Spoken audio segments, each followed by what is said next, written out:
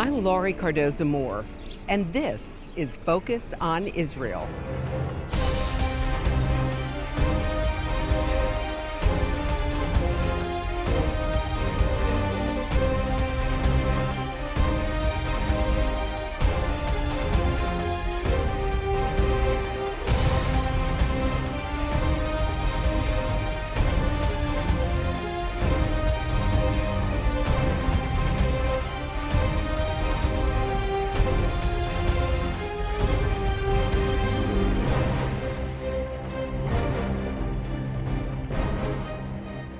Many people don't realize that when they go to enjoy a big Hollywood blockbuster movie, they have the Jewish people to thank.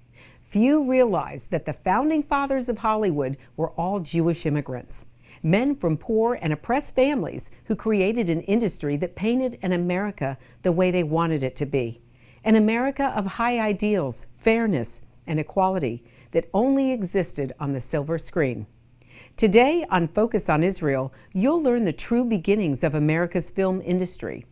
I'm Laurie Cardoza-Moore, founder of Proclaiming Justice to the Nations, a nonprofit organization dedicated to educating and sharing the message of Christian biblical responsibility to the people and land of Israel in the face of a growing global genocidal anti-Semitism. Media is the prime weapon in our arsenal, just as it is a major weapon of our enemy as well. Many anti-Semites claim that Hollywood is run by the Jews in their scheme to take over the world. If that's true, then why don't we see more pro-Israel or more pro-Jewish films coming from there? The fact is that Jewish people did start and create Hollywood, and today make up close to 60% of the business. Yet in all those years, there has been exactly 2 pro-Israel films produced, Exodus and Cast a Giant Shadow. On our program today, we want to show you part of a film that documents the birth of Hollywood and the Jews who created it.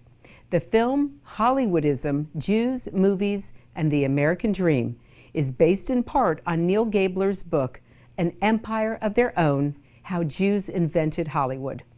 Hollywoodism follows the Jewish immigrants' journey to America, their success in early Nickelodeons, and their move to California, where they ruled the movie industry for more than 3 decades. Modern America first saw light on a Hollywood screen. It was largely the product of 6 movie studios established in the 1920s and run for over 30 years by a group of Jewish immigrants. They had strikingly similar backgrounds. All of these men who founded Hollywood were born within a 500-mile radius of one another. And all of them wound up roughly within 15 miles of one another in Los Angeles. One could say that the American dream was really born in Eastern Europe. Harry Warner, who with 3 of his brothers brought sound to the motion picture, was born in Poland. Was Jack Warner, youngest of the Warner clan, and then the senior member of the film-famed brothers. Also from Poland was Samuel Goldwyn, born Goldfish. Although Goldwyn never ran a major studio, he was perhaps the biggest and best known of the independent Hollywood producers. Universal founder Carl Laemmle came from a small town in Germany. Louis B. Mayer, who gave us the glory years of the MGM studio, was born in a Russian Jewish village. William Fox and Paramount's Adolf Zukor were both born in Hungary. Fox's studio merged with 20th Century Pictures to form 20th Century Fox. The Hollywood movie moguls and their parents came from a place which was like a colossal pressure cooker. The Pale of Settlement in the Russian Empire was the only place where Jews could live legally. Under the Tsar. They had a very marginal existence, lived in poor villages.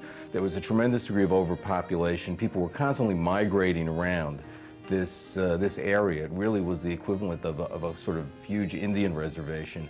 Not only were people poor, but there were very few things that they could do to earn a livelihood.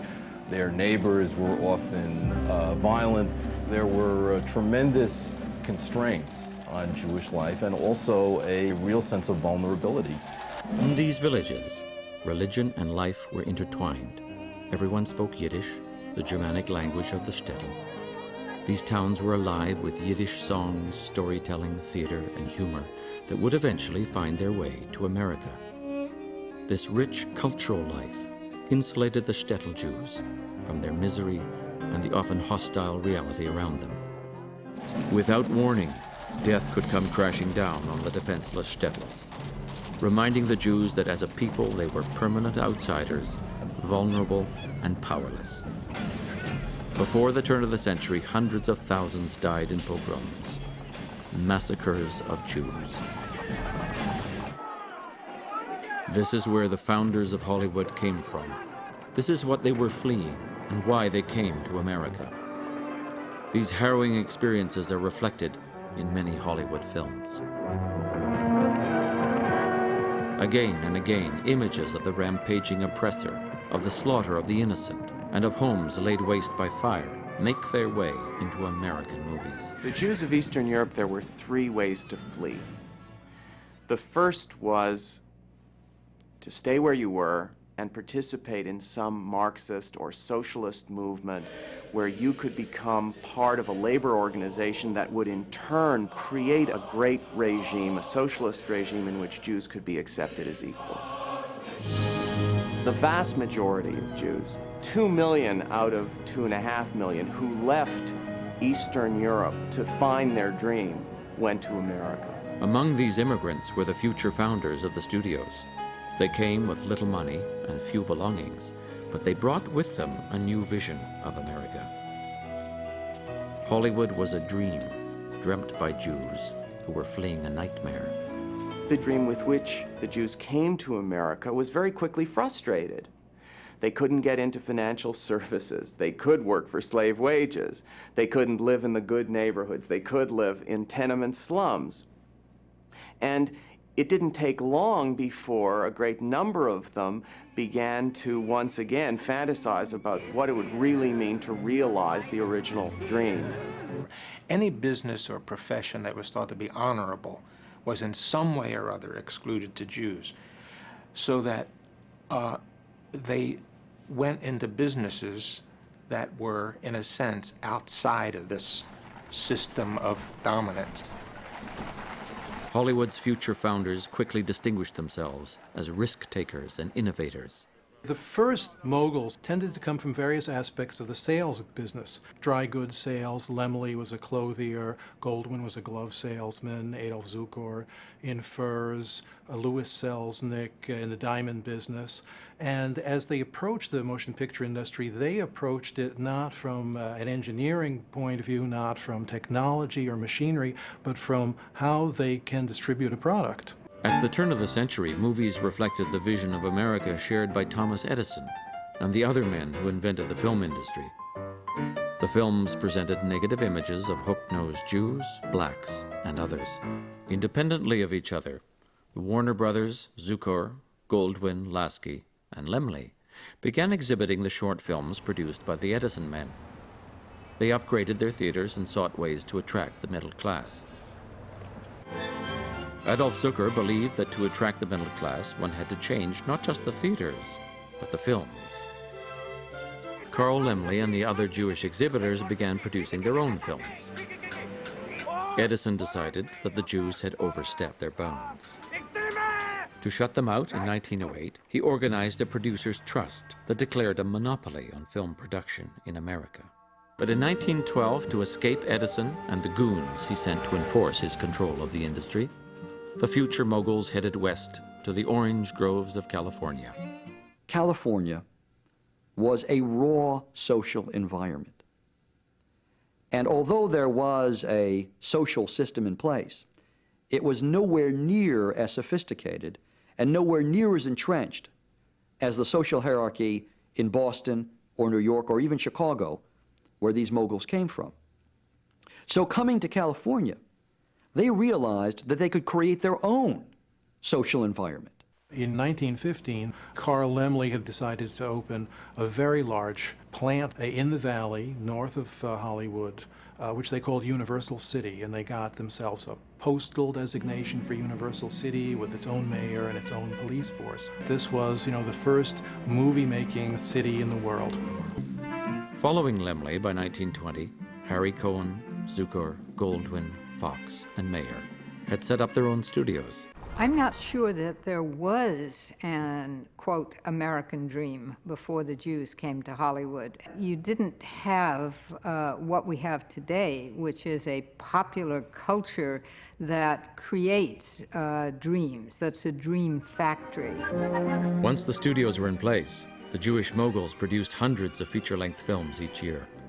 Movies that presented America with a new vision of itself. A vision that was very different from that of the establishment filmmakers of the Edison Trust. They got to put their hopes and aspirations and mythologies about what a perfect life would be like, which is something I think people probably spend a long time thinking about when they have a very imperfect life with a great deal of persecution, disempowerment. You know, what would the system be if we could make it up and show it to you? Unlike Edison, the moguls celebrated the working class while extolling middle-class values. The moguls created a fantasy version of their own lives. They created an America where families were strong. The flight from persecution had destroyed their own families. The movies showed the family as indomitable and treated mothers with reverence. A world of boundless optimism, happy endings, and homespun truths. Hollywood's America was made up of citizens who were industrious, religious, wholesome, and decent.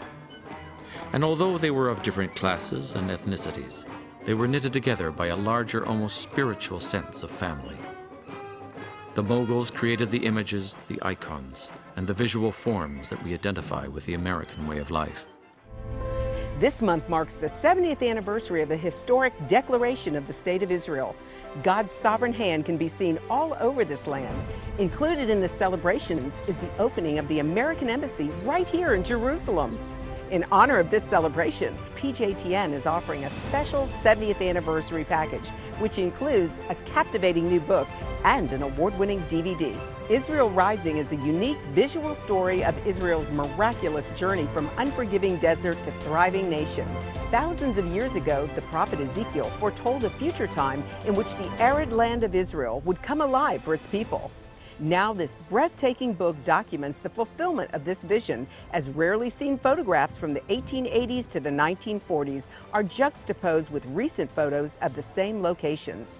This book will inspire and captivate you as it illuminates Israel's foretold awakening in a new and unforgettable way. In addition, you'll receive the award-winning documentary, Israel Indivisible: The Case for the Ancient Homeland. This inspiring film examines the many political twists and turns that make Israel the world's most controversial nation. From Abraham and the Promise to the issues facing the Jewish state today, the film examines the historical, archaeological, legal, and biblical foundations for the modern state of Israel. This is a limited time offer for these two remarkable resources for just a one-time gift of $70 today. Your generous donation will help ensure that PJTN stays on the front lines and in the headlines of all the important issues facing Israel and our Jewish brethren. So please go to pjtn.org today. From studying history, it's very clear that what starts with the Jews never ends only with the Jews. We must strongly stand against any anti-Semitic trends, for if not stopped, they'll cause harm to all of us, and we'll witness the downfall of our Judeo-Christian Western culture. Today, many people say there's no longer a need for a Jewish state, that Jews around the world no longer need a place of refuge. But anyone who has heard recent statistics about the worldwide rise in anti-Semitism would never make such a claim. The reality is that neo-Nazi groups and Nazi sympathizers are increasing around the world. Surveys show that over 1 billion people in the world harbor anti-Semitic attitudes. Close to 50% believe that Jews have too much power in the business world, and 2/3 of the world's population has never heard of the Holocaust or believe the historic accounts of it are inaccurate. Don't let yourself be manipulated by evil people with a wicked agenda. When the self-serving villains are in control, good people from all religions suffer. Muslims, Christians, and all people of conscience should stand proudly and show respect for a country that gives so much to the world in so many ways. Do your part. Do your research and do what you can to make a difference.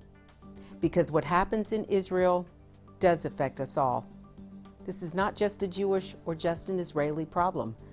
This is a problem for all humanity, for each and every one of us who believe in freedom and human rights. Learn more about what you can do at pjtn.org. In Hollywood, they joked that the moguls went from Poland to polo in just one generation. Some of them sent their children to Catholic schools. Their efforts to reinvent themselves seemed boundless. They even hid their Jewishness from their children and grandchildren. Often the first thing to go was the Jewish name. The Hollywood Jews were obsessed with erasing anything Jewish in their films, their lives, and the lives of their stars. Isser Danielowitz Dembski became Kirk Douglas. Leo Jacobi became Lee J. Cobb. Shirley Shrift became Shelley Winters. Bernard Schwartz became Tony Curtis. David Kaminsky became Danny Kaye. Emmanuel Goldenberg became Edward G. Robinson. The G was a reminder of who he really was. They had left the old world penniless, and in less than 20 years they had become the highest paid executives in America. In fact, for almost a decade, Mayer was the highest salaried man in the world. At this point, they might have concluded that their transformation from Eastern European Jews into Americans was complete. But history intervened to remind them of their origins. It was difficult for the Moguls to entirely abandon their Jewishness while the Nazis were persecuting their European kin. Some of the Hollywood Jews could not ignore these events. In 1939, a group of stars, including John Garfield, Edward G. Robinson, and their spokesman, Melvin Douglas, risked their celebrity status to speak out against Hitler. Superman was invented by two Jewish kids in the late 1930s, when there also was a worldwide upsurge in very frightening anti-Semitism. Superman is discovered like Moses in the bulrushes. He's an immigrant from another planet who comes to Earth. He has his identity as a mild-mannered intellectual, but really underneath he's the man of steel. I think that's a very suggestive Jewish fantasy. Only Jews could have created a story based on the premise that all one needs is a Gentile demeanor to hide in plain sight. Warner Brothers made Confessions of a Nazi Spy only after their Jewish representative in Germany was beaten to death by Hitler's henchmen. Incredibly, this Hollywood film about the dangers of Nazism makes no reference to either Jews or anti-Semitism. All this changed on December 7, 1941, with the attack on the U.S. Navy at Pearl Harbor by Hitler's Japanese allies. Now, instead of telling Hollywood to keep quiet, the U.S. government began pushing them to fulfill their duty and make patriotic war movies.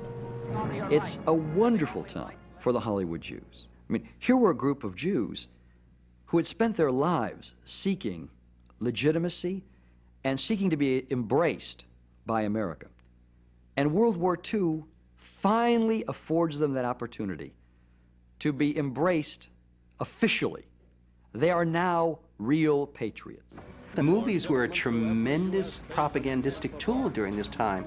They set up camps for the soldiers to come back in where movies were shown 24 hours a day because that impressed the soldiers with what they were fighting for. It was the beginning of an unprecedented alliance between Washington and Hollywood. For the first time, Hollywood's message was adopted by the government. You would have equal opportunity foxholes. If you go back and look at those movies, there was always one Jewish character who was never presented as Jewish, but he was Cohen or Schwartz from Brooklyn. While 6 million Jews died in Europe, their kinsmen in Hollywood were churning out patriotic movies that helped galvanize the Allies to defeat Hitler. Jack Warner really believed that his movies helped to win the war. Despite appearances to the contrary, events would soon demonstrate that the Hollywood Jews were still fearful immigrants seeking acceptance from Gentile America. To the Mogul's surprise, powerful men in Washington saw Hollywood's patriotism as nothing more than thinly disguised communism.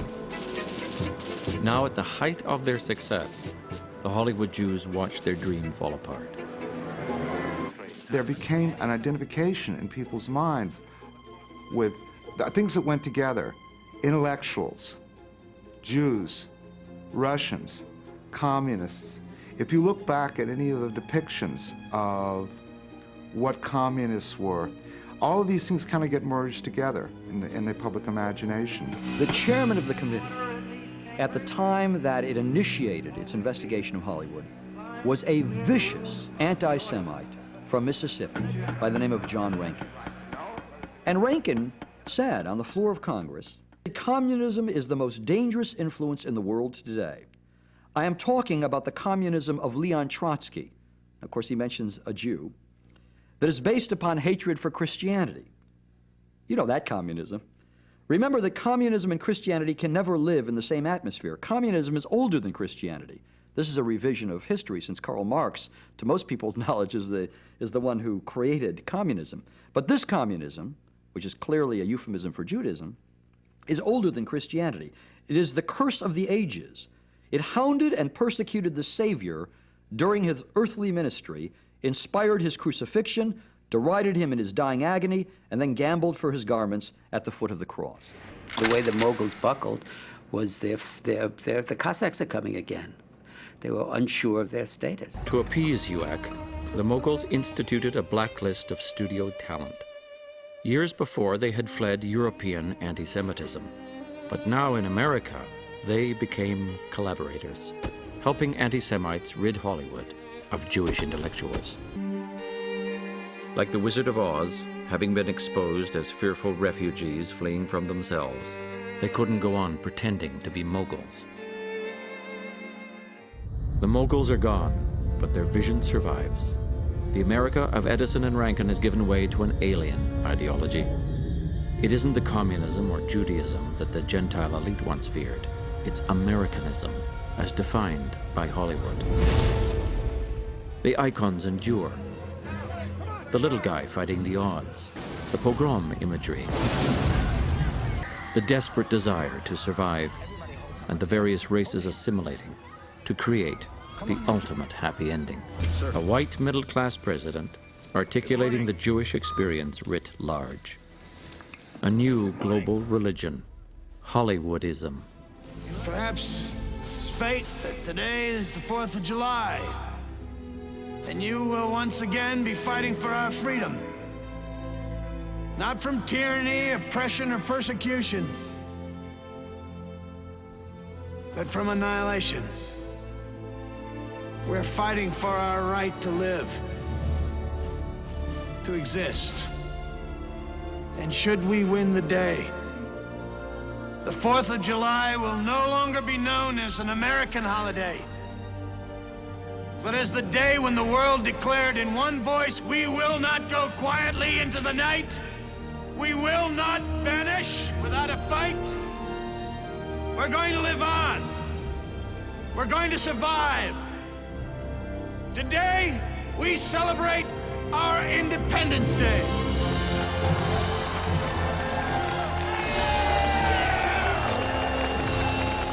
There was a Hollywoodism then, there's a Hollywoodism today. I would go further and say it is what is the ruling ideology of our culture. Hollywood culture is the dominant culture. It is the fantasy structure that we're all living inside.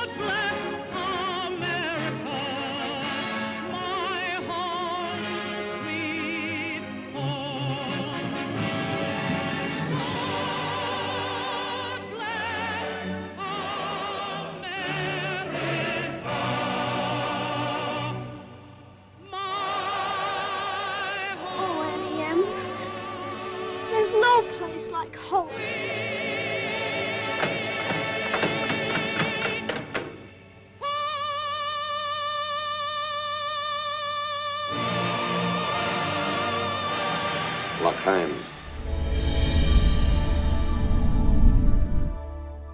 Even though some of Hollywood's current product disappoints me greatly, overall and over time, Hollywood's messages that encourage and hearten all of us in our daily struggle still permeate the silver screen.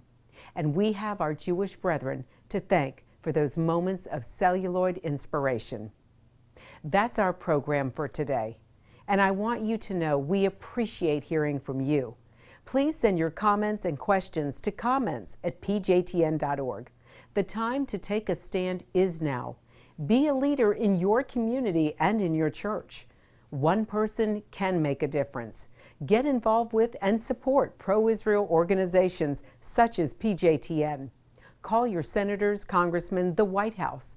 Let your elected leaders hear from you.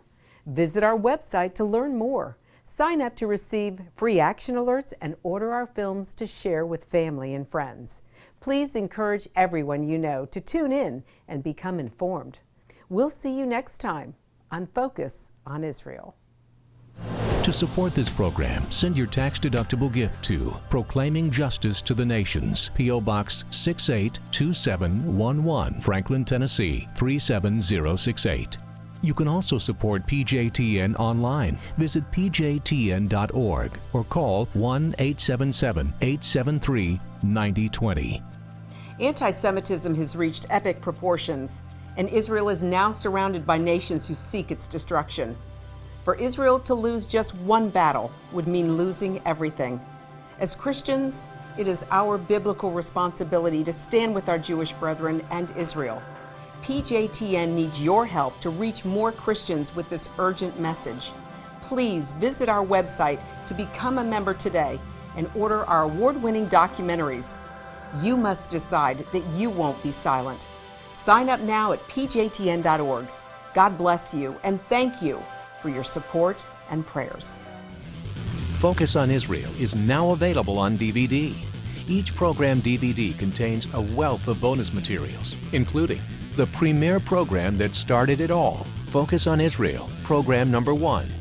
Also, bonus interview cuts with experts in their respective fields. Informational videos from PJTN documentaries, including Israel Indivisible, the Case for the Ancient Homeland. Lest we forget 9/11 and the rise of Islam. The Forgotten People, Christianity and the Holocaust. Disinformation, the secret strategy to destroy the West. Plus the award-winning music video, The Forgotten People. Focus on Israel program DVDs, great educational tools to combat anti-Semitism. Arm yourself and order today.